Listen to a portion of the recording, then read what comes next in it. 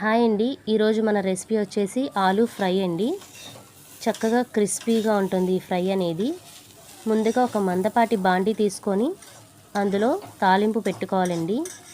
తాలింపు వేగినాక స్క్వేర్ పీసెస్గా కట్ చేసుకున్న బంగాళదుంపలను వేసి హై ఫ్లేమ్లో పెట్టి ఇలా వేయించాలి. చూడండి, నేను హై ఫ్లేమ్లో పెట్టి వేయిస్తున్నాను. చూసారా?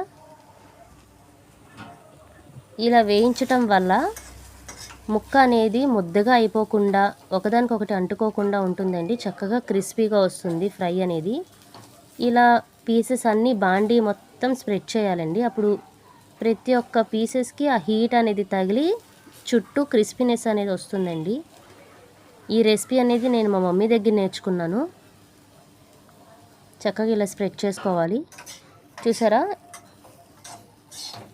ప్రతి ఒక్క 2 నిమిషాలకి ఇలా కలుపుకుంటూ ఉండాలండి. ఇలా కలుపుకుంటూ ఉంటే ముక్క అనేది మాడిపోకుండా చక్కగా క్రిస్పీగా వస్తుంది.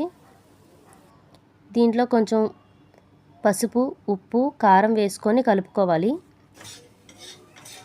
ఇలా కలిపితే చక్కగా ప్రతి ఒక్క ముక్కకి ఉప్పు, కారం, పసుపు అనేది పడుతుంది. ఈ టైంలో మనం ఈ సిమ్లో అంటే మీడియం టు లో ఫ్లేమ్లో పెట్టుకోవాలి మంట అనేది. మరీ లోలో పెట్టుకోకూడదు.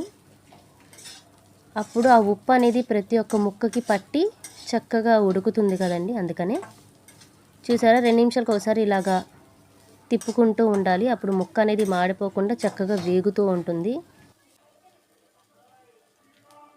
చక్కగా వేగింది కదండి.